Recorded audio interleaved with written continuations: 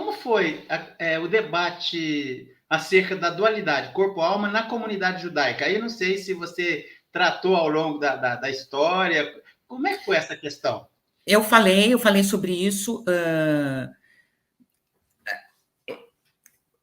O que eu me preocupei foi o seguinte: como é que se explica que na comunidade judaica daquele momento, do século XVII, estivesse sendo discutida a imortalidade da alma?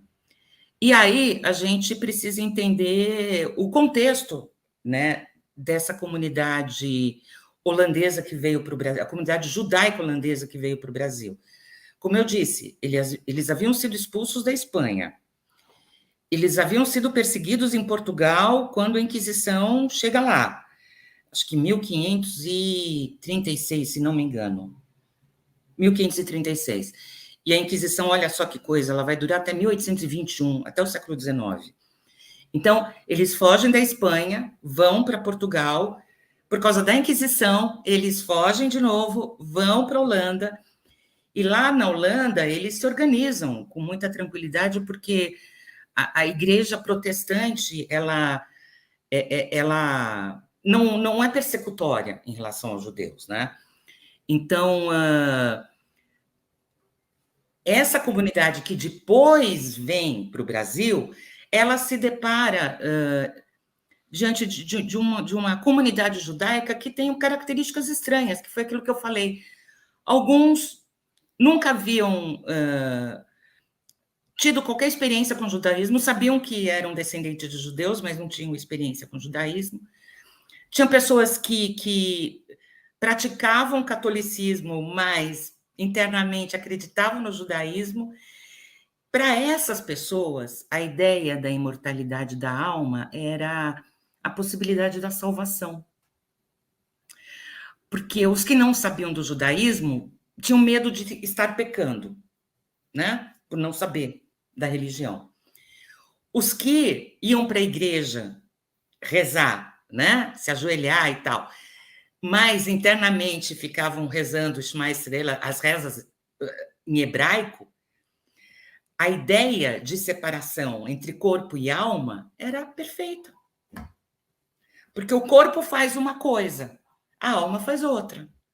Então, estou lá na igreja, recebendo, né, a bênção do padre, estou lá carregando uma cruz, etc, etc. Mas internamente, eu sou judeu e eu pratico, e eu creio no judaísmo. Então, essa discussão de corpo e alma, ela faz um sentido, ela tem um contexto muito importante para a comunidade judaica naquele momento, né? E o rabino vem para o Brasil justamente para instruir. E o que ele fala é o seguinte: olha, mesmo que teu corpo tenha pecado, né? Mesmo que você tenha ido até uma igreja, se ajoelhado, a tua alma, que é imortal, ela sabe de Deus e sabe do teu judaísmo e sabe de tudo. Deve ter sido muito reconfortante para um povo que estava sendo martirizado, perseguido pela Inquisição, tendo que se deslocar de país para país, de repente escutar uma coisa dessas, né? A imortalidade da alma garante a tua salvação. É bonito, Muito faz bonito, sentido. muito bonito. E quais foram as suas conclusões ao final da sua dissertação? Que a minha hipótese estava correta, que o rabino fez uma leitura tipicamente renascentista, que fazia sentido a discussão da imortalidade da alma naquele contexto do século XVII, e que e para entender o tratado, você tinha que ultrapassar, né, ou vamos dizer assim, relevar o conhecimento da filosofia grega que a gente tem hoje, porque não é essa filosofia grega de hoje. É a filosofia grega lá do século, né? Traduzida, reinterpretada e tal, do século XVII. Então, para compreender o tratado, você tem que compreender o contexto do tempo em que o rabino escreveu esse documento. E também como uma conclusão de que é incrível como a história do nosso país é uma história né, multirracial, né, de múltiplas colaborações de outras etnias, de outras religiões. E nos tempos de hoje, eu acho que é fundamental a gente lembrar disso, né? Para, de alguma maneira, deslegitimar, né, qualquer iniciativa de falar em esse é brasileiro, esse não é, esse, né, é importante. É uma forma de resistência também, né? Estudar a história do Brasil, ou do século XVII, ou do século XVIII, XIX, XX, XXI, são formas de resistência, né? Então, eu não tinha percebido naquele tempo, né? Mas são 20 anos de reflexão. Então, hoje, eu penso o seguinte, que se eu tivesse que recomeçar o mestrado, eu teria recomeçado pela história do Brasil. E aí, falar da contribuição da permanência dos holandeses aqui, né? Durante 24 anos. Legal. Ó, a Gisele pediu para você falar mais um pouquinho da Cabala. A Cabala é a parte mística do judaísmo, né?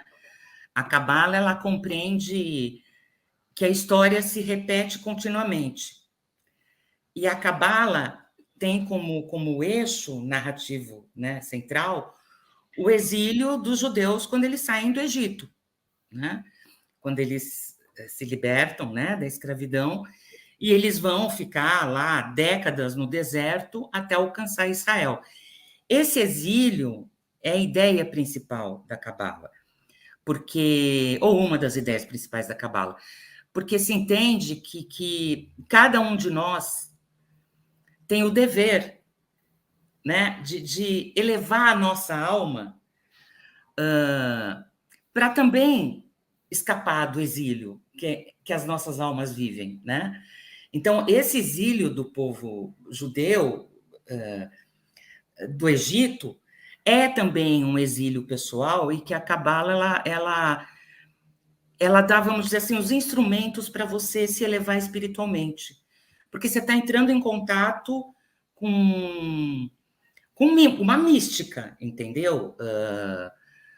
E alguns segmentos do judaísmo hoje são mais ou menos ligados à Cabala, independentemente de você ter aí artista, né, de rock estudando Cabala, que eu não sei bem o que eles estudam, mas o fato é que é um estudo bastante complexo e que os próprios rabinos dizem o seguinte: você tem que ter maturidade para começar a estudar Cabala, você não pode ser muito jovem, porque você está entrando em contato com ensinamentos, né, de muita elevação espiritual.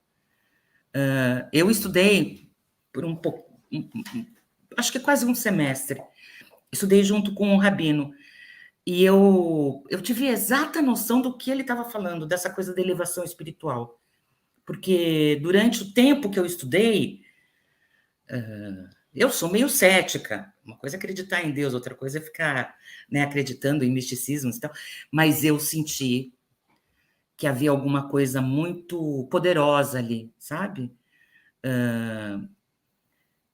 Poderosa e difícil de ser compreendida, né? Não é pegando uma apostila, não é, né, fazendo uma cerimônia que você vai acessar esse conhecimento. E é um conhecimento tido como legítimo lá no século XVII. Não apenas a Cabala judaica, mas olha só que interessante, a Cabala cristã, porque o cristianismo também leu a Cabala e interpretou a Cabala. Então, você tinha a Cabala judaica e você também tinha a Cabala cristã. É um período muito rico, né, do ponto de vista de influências, é uma filosofia rica, né? Essa filosofia natural, ela é muito rica, né?